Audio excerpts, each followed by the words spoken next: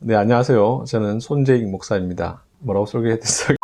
네, 안녕하세요. 저는 한길교회에서 목회하고 있는 손재익 목사입니다. 네, 이번에 좋은 씨앗에서 책을 내게 되었고, 또 이전에도 몇 권의 책을 내었는데, 여러분들과 이렇게 만나 뵙게 되어서 굉장히 반갑습니다.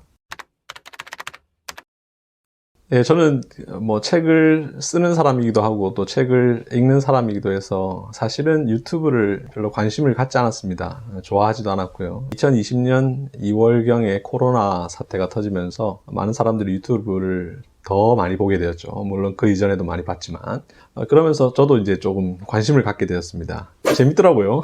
재밌고 또 편하기도 하고 나도 한번 해볼까 이런 생각을 하게 되었던 거죠. 사실 유튜브나 인터넷에 보면 기독교에 관한 정보들이 많이 있는데 대부분이 좀 잘못된 정보들이 많아요. 이 악화가 양화를 구축한다고 잘못된 내용들이 많아지게 되면 잘못된 내용을 마치 당연한 것처럼 알게 되는데 기독교에 대해서 좀 바르게 소개하는 채널이 필요하지 않을까. 기독교의 모든 것이라는 이름으로 시작을 하게 되었고요. 롱런을 하려면, 많은 영상을 올리려면 컨텐츠가 필요한데 너무 좁은 주제로 하게 되면 오랫동안 못 하잖아요. 근데 기독교의 모든 것 하면 제가 죽을 때까지 충분히 할 수 있거든요. 여러 가지 주제가 있으니까. 그래서 기독교의 모든 것이란 이름을 정했는데 검색해보니까 아무도 이 주제로 하시는 분이 없더라고요. 이거 원래 선점하는 게 중요하지 않습니까? 틈틈이 하나씩 올리게 되었고 이 영상을 보신 많은 분들께서 또 구독과 좋아요 이 예리한 질문인데요. 제가 2020년 9월부터 유튜브를 시작했는데요. 제가 항상 책을 읽고 나면 어떤 책을 읽었는지를 이렇게 기록하는 독서 노트가 있습니다. 근데 최근에 그 독서 노트를 보고 제가 깜짝 놀랐는데요. 2021년 1월부터 3월까지 한 권 읽었더라고요.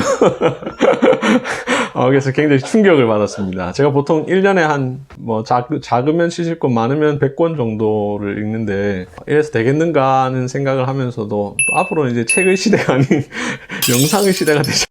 이런 말 하면 안 되네. 출판사에 와서 이제 좀 더 읽으려고 노력을 하고 있습니다. 제가 또 대학에서 사회학을 공부했기 때문에 관심 주제가 많습니다. 다양한 주제에 대해서 관심을 갖고 있고, 다양한 주제의 책들을 읽으려고 하고 있습니다. 기독교는 구원의 종교이죠. 물론 우리가 구원받는 것은 구원의 구체적인 지식을 알아야 구원받는 것은 아니지만 하나님께서 우리를 어떻게 구원하시는가, 하나님의 방법을 우리가 좀 잘 이해할 때 우리가 바른 구원을 얻을 수 있고 또 구원의 은혜를 누릴 수 있는데요. 여기 있는 이 세 책은 구원론에 관한 내용 중에서 가장 핵심이 되는 중생, 칭의, 성화의 주제를 다루고 있습니다. 이 세 가지는 구원론의 세 가지 중요한 핵심 키워드라고 할 수 있고요. 로마서 8장 30절에 보면 하나님께서 우리를 부르신 자들을 의롭다 하시고 의롭다 하신 자들을 영화롭게 하신다, 이런 말씀이 나오는데요. 부르신다라고 하는 표현이 이제 한자로 소명이죠. 성경에서 이 부르심에 대한 내용이 거듭남과 연결이 됩니다. 표현은 좀 달라도 개념은 같은 경우로 사용되는 경우가 많이 있는데, 그 부르심이 중생이라고 볼 때 부르신 자들을 의롭다 하시고, 그 의롭다 하시고는 칭이죠. 의롭다 하신 자들을 영화롭게 하시는데, 영화는 최종적으로 영화롭게 되는 것이고 그 과정이 이제 성화라고 할 수 있는데, 부르신 자들을 의롭다 하시고 의롭다 하신 자들을 영화롭게 하시는 이 세 가지가 굉장히 중요합니다. 그래서 윌리엄 퍼킨스라고 하는 유명한 청교도는 이 세 가지를 구원의 삼중 황금사슬이라고 표현을 했는데요. 그래서 이 세 가지를 자세하게 다루고 있습니다. 솔직하게 얘기해야 됩니까? 솔직하게는 생각 없이 그렇게 한 거.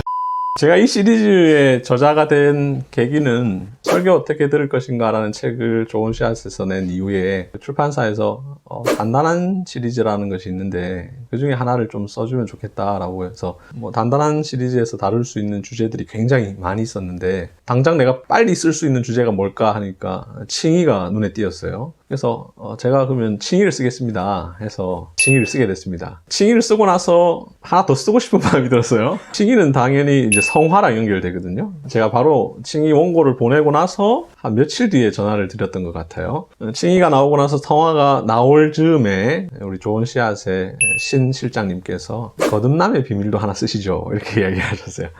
그래서 이제 거듭남을 쓰게 된 게 여기에 쓰게 되었고요. 칭의와 성화에 대해서는 그래도 좀 자신이 있었는데 중생에 대해서는 제 머릿속에 어렴풋하게 개념은 있지만 글로 좀 잘 정리하는 것은 좀 어렵다라는 마음이 있었습니다. 이 기회에 좀 제대로 정리를 해보자라는 마음으로 썼습니다. 그래서 순서가 이렇게 되었고요. 또 써보고 나서 느낀 건 순서적으로 볼 때는 중생, 칭의, 성화로 쓰는 것이 맞지만 책을 쓰는 순서상으로는 이렇게 쓰는 게 더 좋았겠다, 이렇게 하길 잘했다라는 생각이 들었습니다. 근데 여러분들이 읽으실 때는 중생, 칭의, 성화로 읽으시면 더 이제 좋을 수가 있겠습니다.